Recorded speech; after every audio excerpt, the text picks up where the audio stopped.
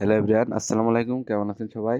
আশা করি ভালো আছেন। আমি আপনাদের দয়ায় ভালো আছি। আজ আমরা রওনা হচ্ছি ফুলের রাজ্য দেখতে, যেটা হচ্ছে যশোর জেলা গদখালি পানিসারায় অবস্থিত। আজ আমরা সেখানে যাব। তো যাওয়ার সাথে আমাদের সাথে কি কি ঘটেছিল এগুলো আপনারা দেখুন, ভিডিওতে রয়েছে। আমরা যখন গদখালি যাওয়ার আগে জিয়ারকাছা বাজার উঠি, তখন আমাদেরকে আর্মিতে ডাউন দেয়। এই কারণে আমাদের অনেক দূর থেকে ঘুরে ঘুরে যেতে হয়েছিল। এই যে জিজ্ঞাসার সাথে সাথে এই ভাই দুটো আমাদের সতর্ক করে। কোন জায়গায় যাওয়ার লাইন নেই আর আপনাদের বাড়ি এই জায়গায়? হ্যাঁ, আমাদের পাশে গদখালি। আমি তো ভাই গাড়ি ওই পাশে রেখে হাঁটতে তাই কোনো লাইন নেই আর রাস্তা কোনো লাইন নেই ভাই, ওই একটাই মেন পার্ট, মেন স্টপে। দুজন দুজন করে না যদি ঠান্ডার মধ্যে আসবেন না, ঠান্ডার মধ্যে আসবেন, আমি দেখছি না।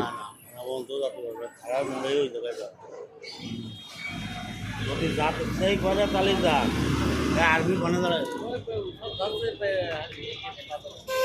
ওই ঠান্ডার এমনি ঢুকা যাবেন কি? ও তাহলে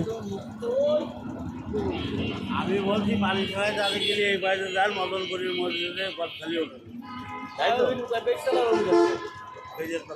যদি চাপ ইচ্ছা করে না হলে আজকের মতো বাড়ি ফিরে যায়। জায়গায় পানি সারা যাবো, কমনি যাবো। হ্যাঁ, ওই পাশে গাড়ি যাচ্ছে।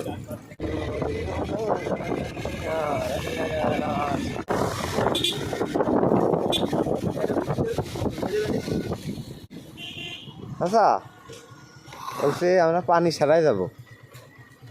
ওই জায়গায় পুলিশি গাড়ি যাচ্ছে।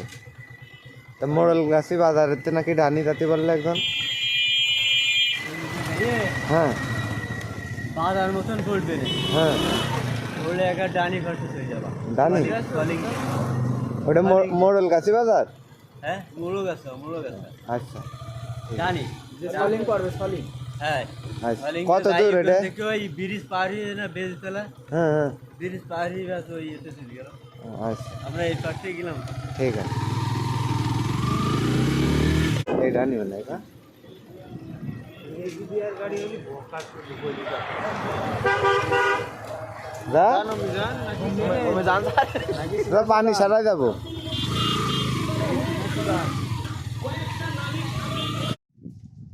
অবশেষে আমরা চলে এসেছি সেই ফুলের রাজ্য পানিসারা। এখানে আজ অনেক ভিড়, মানুষ হয়তো এই কারণে অনেক ভিড়।